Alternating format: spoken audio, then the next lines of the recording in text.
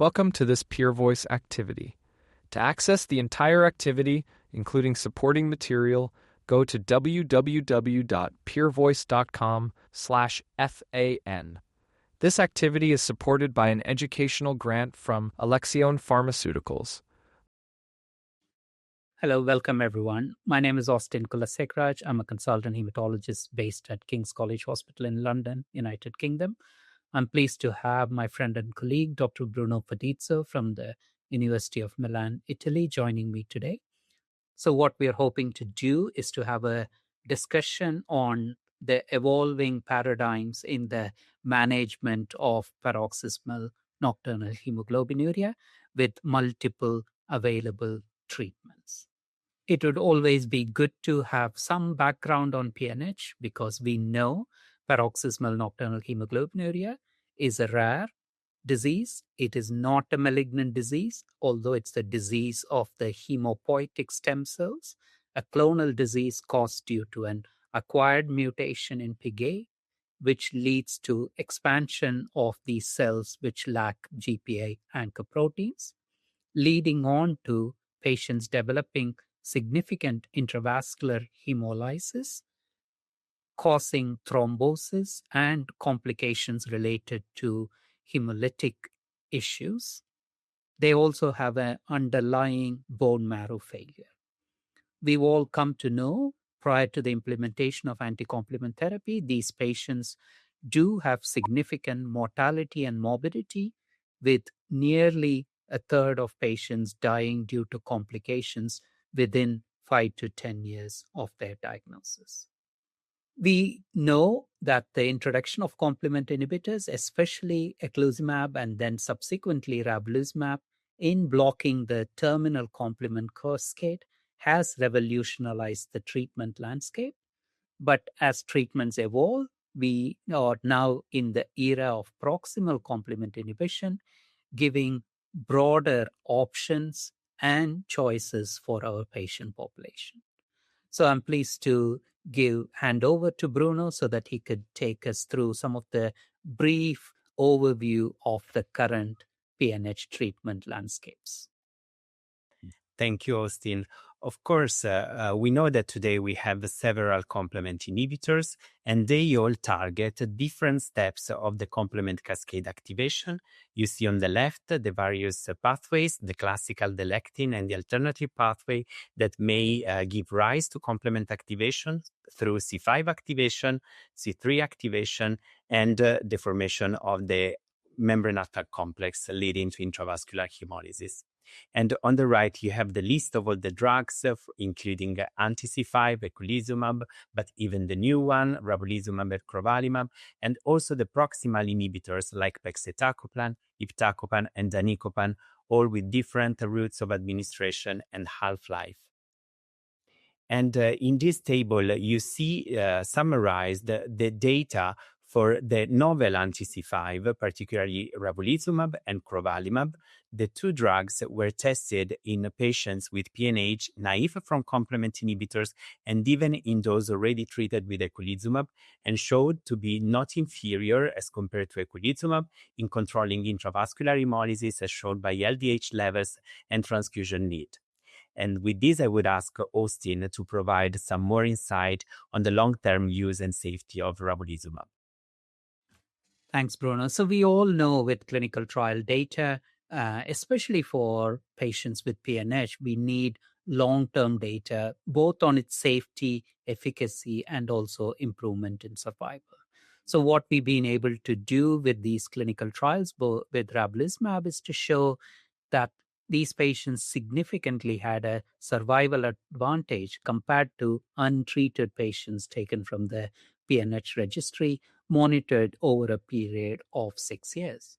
Not only that, when we look at one of the important biomarkers used in PNH, i.e. lactate dehydrogenase, we've been able to show in both the clinical trials that you're able to continue to have control of the LDH over a long period of time, indicating that C5 inhibitors have shown long-term efficacy and safety because they've been able to control the intravascular hemolysis.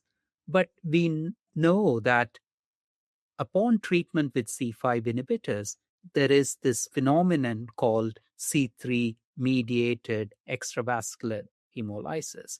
And again, Bruno is going to give you some background on how EVH develops, how do we manage it, how do we monitor it so that we can benefit our patient population.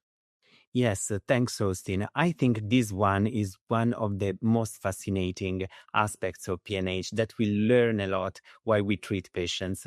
What we understood was that when we block C5 with the C5 inhibitors, we would stop intravascular hemolysis, but we cannot prevent the activation of the complement cascade upstream of C5. So all the rest, the alternative pathway and the C3 deposition would continue to occur. And the C3 deposition on red blood cells may lead to the macrophages in the liver recognizing C3-coated red blood cells, leading to extravascular hemolysis, which is mediated by C3 in the liver. And clinically, this complement-mediated EVH manifests as recurrent or persistent anemia that is not due to other causes like iron deficiency or bone marrow failure or comorbidities. It is due to extravascular hemolysis, and we may see it by testing other hemolytic markers, particularly reticulocytes, which would be elevated, generally greater than 120,000, and LDH would be well controlled because of control of intravascular hemolysis. And if we test for the direct antiglobulin test, we may see C3-coated red blood cells. This would impact patients' quality of life. Most of them would report fatigue because of extravascular hemolysis. And this is important that when we see patients in the clinic, we monitor even for their own reported outcomes, and all hemolytic markers should be evaluated to detect chronic extravascular hemolysis in these patients. And Austin, could you tell us more about clinically significant EVH in the context of treatment with eculizumab or ravulizumab? Thanks, Bruno. So the advantage of doing all these clinical trials and what I'm going to show now is, do we really see this clinically significant extravascular hemolysis when you look in patients treated with clinical trials? So we had an opportunity to look at that in the context of ravulizumab in PNH 301 and 302. And indeed, when we look at this group of patients, the clinically significant EVH, as defined by a hemoglobin level less than 9.5 and reticulocytosis, was seen in 20 to 25% of cases.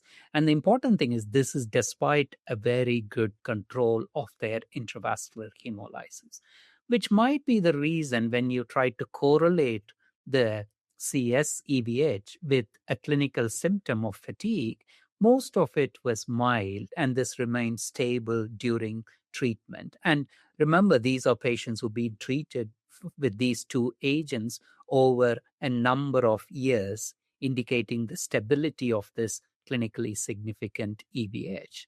And this is a critical take-home message for both patients, hematologists, and audience as well, because we have come to know that although it can negatively affect a patient's quality of life and also support us, as we would discuss in the coming session, how to proactively manage this group of patients, either by monitoring or switching therapies, we know that this has not led to increased mortality, which is what we feared in patients with PNH, nor has it led to worsening thrombosis, which were the two things which we were concerned about for PNH patients prior to C5 inhibition therapy era. So, Bruno, we thought let's look at a patient case in which EVH is clinically significant while receiving C5 inhibitor therapy. So this is obviously a hypothetical patient, but we all know in clinical practice, it's not uncommon to experience this. So this gentleman is 66, who's known to have hemolytic PNH with a large granulocyte and monocyte clone. He does have some comorbidities, including type 2 diabetes mellitus and a chronic kidney disease. He's been very well established on 8-weekly ravulizumab for the last year and a bit, very much adherent, no missed doses. He has had few recent infections but predominantly treated as an outpatient with UTI and cellulitis. So now he presents with a symptomatic anemia, despite a very good IBH control. So if you look at his parameters, you see the LDH is 1.2 times upper limit of normal. Hemoglobin is 9.1. Reticulocytes are elevated. He does have a slightly high indirect bilirubin, and direct antiglobulin test is positive for C3D. He does have some brain fog and fatigue limiting his activities. He also does have dyspnea, reduced exercise tolerance as well. And in relationship, he does have palpitations. But as we would expect with somebody with a good control of LDH, he does not have any ongoing hemoglobinuria between these infusions. So if you have a patient like this presenting to you, how would your mind work, and how would you guide the therapeutic options for this patient who's very well established on terminal complement inhibitor, and how would you take it forward from the data we know? Yes, thank you, Austin. I think that this is the perfect patient to be considered for proximal inhibitors. And what we know from clinical trials is that all the proximal complement inhibitors definitely have a good impact on the management of extravascular hemolysis, inducing hemoglobin increase while maintaining good LDH control. And you can see in this slide the effect and the safety and efficacy of pegcetacoplan, which was the first proximal inhibitors studied for patients with PNH. Now, after more than 3 years of follow-up of these clinical trials, one in patients already treated with anti-C5 and the other one in patients naive from complement inhibitors, we know that the drug may increase hemoglobin levels and decrease LDH levels and maintain these outcomes stable for a long period of time. And also, we know that these drugs, since they have an impact on residual anemia in these patients, they would also improve patient-reported outcomes, particularly fatigue. And the same has been reported for iptacopan, which is the first oral inhibitor approved for PNH. Again, you see here that in 2 clinical trials, APPLY and APPOINT, the drug clearly and rapidly improved hemoglobin levels, and also this resulted in improved patient-reported outcomes, particularly FACIT fatigue score in these patients. And more than ever, these drugs improved the transfusion need in patients with PNH treated with C5 inhibitors, and also these resulted in normalization of hemoglobin levels in a significant proportion of patients. So, Austin, switching to a proximal complement inhibitor as monotherapy is one option for our patients with clinically significant TVH, but what would you tell us about add-on treatment with a proximal inhibitor? So thanks, Bruno. So you clearly indicated that there are definitely 2 options for our group of patients, either switching to pegcetacoplan or oral iptacopan with very good clinical outcomes in the clinical trials. But obviously, choices have expanded. So we do have another option, which is not disturbing the background C3, C5 inhibitor, i.e. eculizumab or ravulizumab, and to see whether we can add another compound on top of the established therapy, which is where danicopan comes in, which is, as we know, is a factor D inhibitor, which has to be given 3 times a day. So what was shown in this clinical trial, which interestingly is a double-blinded placebo-controlled trial, it's one of the few done in the world of PNH, patients who were on danicopan rather than the placebo showed a remarkable improvement in the hemoglobin levels. And similarly, when patients were switched from placebo to danicopan, these patients showed a very good, meaningful improvement in hemoglobin, which is demonstrated by the hemoglobin going more than 2 grams per deciliter at week 12. And without transfusion, and this was maintained over a period of 72 weeks, which is when it was reported. Not only that, these patients had a clinical improvement in their facet fatigue score, and this was observed over a period of 12 weeks, 24 weeks, and also extended to the 72-week period. And what about transfusions? Because we know that the proportion of these patients did need blood transfusions before coming into the trial. And if you look at it, nearly 80% of patients avoided transfusions at week 12, and this continued to week 72, while this was not the case in the placebo arm, understandably. But when they switched over to danicopan after the 12 week, this ability to stay off blood transfusions was maintained. Again, showing that an option of adding danicopan on top of ravulizumab or eculizumab is possible in this group of patients with symptomatic, clinically significant EVH while receiving C5 inhibitors. So, Bruno, can you now take us through one of the difficult aspects, because you got 3 drugs for this potential gentleman, and how would you make that choice? What will drive you to say, I will use this drug over the next drug? Thank you, Austin, for this very, I would say, hard question, because we saw from the data in the clinical trials that these drugs are all effective in improving clinically significant EVH, reducing anemia, and reducing the need of transfusion, and also improving patient reported outcomes, particularly fatigue. So the question is now how we select the right drug for the right patient. And of course, there are several aspects to consider. Some aspects are more related to the patient himself. Some others are more related to the type of treatment we are proposing. Some other to the disease. So the important thing when we consider switching to a proximal inhibitor is to first assess treatment goal, which is the control of EVH, but still the control of IVH and the improvement of hemoglobin and quality of life, but also remember to try and prevent breakthrough hemolytic events the most as possible. And the second point is to always consider patients' preferences. So we need to be very open to discuss with our patients all the possible options with all the lights and shadows of each option. We need to consider patient age, comorbidities, but also some very logistic things like the distance from the treating centers.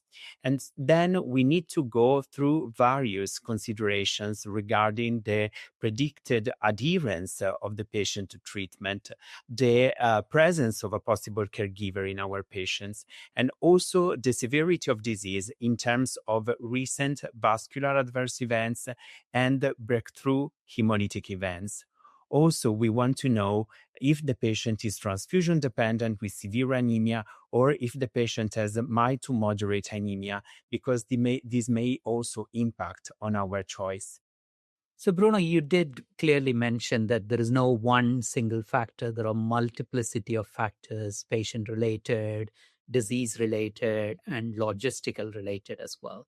So if you remember the patient we talked about, what would you recommend as a therapy for our chap, as an add-on or as the proximal monotherapy? Thanks, Austin. Yeah, as you mentioned, there are several aspects to consider. For sure, this is an elderly patient, which may mean that this patient might need a caregiver to be sure to be adherent to the treatment plan.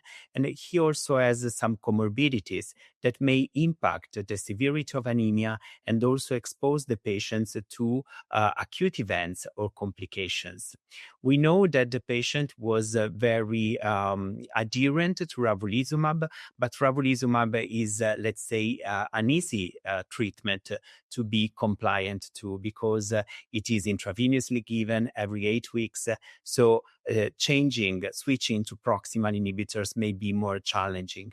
And also the patient had recent infections, 2 outpatient treated bacterial infections in the past, and these we know that may be triggers for breakthrough hemolysis. So likely in this peculiar patient, I would consider advising add-on treatment with danicopan instead of switching to oral or sub-Q monotherapy. And what is your view on this patient case? And also, if you could elaborate a bit about why add-on proximal complement inhibitor may provide better control of BTH as compared to proximal inhibitor monotherapy. I think I agree with you, Bruno. I might have chose the same thing because this gentleman had, prior to switching, had a couple of episodes of infection-triggered breakthrough hemolysis, and that's always a worry. And you brought up other factors there as well. And this busy slide is more of a theoretical illustration, but you're going to show some data around this as well, because we know that with an effective terminal or a proximal complement inhibitor, we don't need to worry about because there is a complete inhibition. But this is real life, and we know, but both these agents could have incomplete inhibition.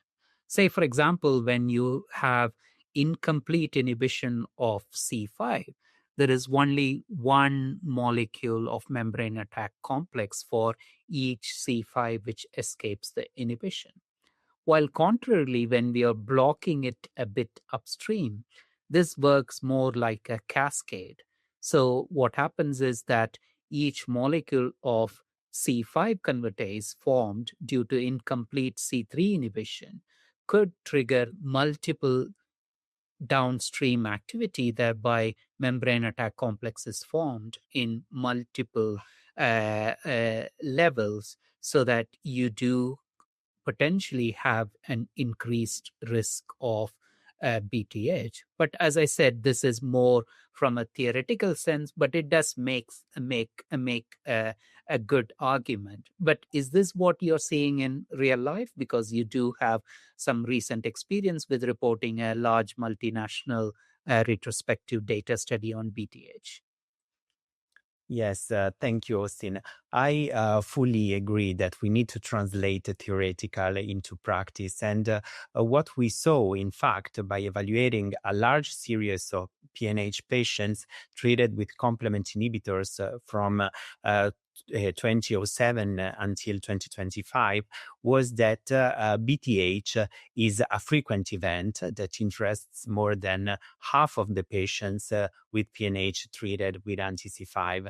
And also we confirmed and observed a higher frequency of severe BTH events among patients treated with proximal inhibitors. This was more typical of patients with pegcetacoplan as monotherapy, but also with patients treated with alternative pathway inhibitors, particularly iptacopan as monotherapy. We also confirmed that the main trigger for BTH is infection, particularly acute infections that may trigger acute hemolytic events. So we understand more and more that we need to educate our PNH patients on this risk. And also we considered that compliance and adherence are pivotal for preventing BTH. One of the reasons in patients treated with proximal inhibitors as monotherapy was a compliance issue. So again, a very important point to discuss with the patient and to educate about. Now let's tweak the case and look at an alternative scenario. What if the patient that we previously considered was a younger patient, like a 36-year-old woman, And if the patient was otherwise healthy with no comorbidities, only hemolytic PNH, the patient also has a very active lifestyle with frequent work travel, and she finds very challenging to attend hospital visits every 8 weeks. Even if it's a longer span, a longer intervals, still it is really impacting on the logistic of patients' quality of life and patients' daily routine.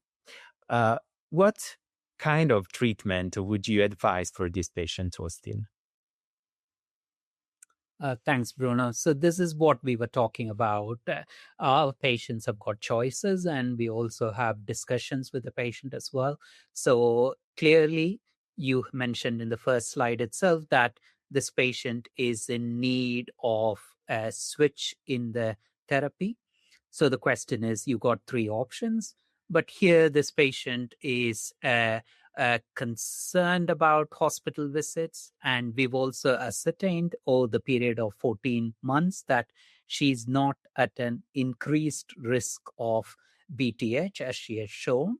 And here the options, although all three options are available, looking at her lifestyle, hospital visits, previous history of BTH, here the choices are going between going to iptacopan, which is as a oral monotherapy, or pegcetacoplan. So after discussion, this patient went into iptacopan, and as you can see from the laboratory markers, she's had a fantastic clinical benefit, and she's able to live her life rather than trying to fit in her PNH treatments into her life. So she's now been able to do it. Two caveats. One is she's 36. The question around pregnancy needs to be thought about. Second is frequent travel, so she shouldn't forget her medications or have other complications. What do you think, Bruno? Any thoughts or comments on this? Yes, Austin, I think I fully agree with you that we need to consider monotherapy with proximal inhibitors. On the other side, we need to really educate the patient about the risk of BTH, because with monotherapy, proximal inhibitors monotherapy, the risk may be higher. And in particular, it may be very difficult, but still very important, to understand what patients would develop severe BTH and how to define severe BTH. We proposed to define severe BTH as a clear drop of hemoglobin of more than 2 grams per deciliter, and the presence of signs and symptoms of hemolysis, possibly thrombosis, and of course, increased LDH levels generally greater than 1.5, the upper limit of normality. In these patients, if we also detect transfusion need or breakthrough thrombosis, of course, we are in the presence of a severe BTH event. The first rule is to monitor in these patients. It is pivotal to really detect the severity at the moment we see the patients, but also the possible evolution of the clinical scenario. And then, according to the type of the inhibitor that the patient is on, we need to choose a different management for his breakthrough. But the first thing is to monitor, to support, and to prevent breakthrough thrombosis.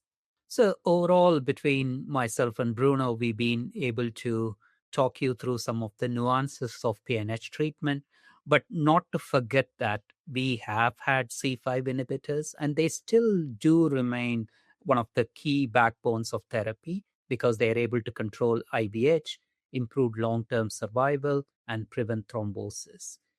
We also know that there is a subset of patients who do have clinically significant EVH, and we do have multiple treatment switch options, at least 3, leading on to clinical benefit, both from improved hemoglobin and patient-reported outcomes.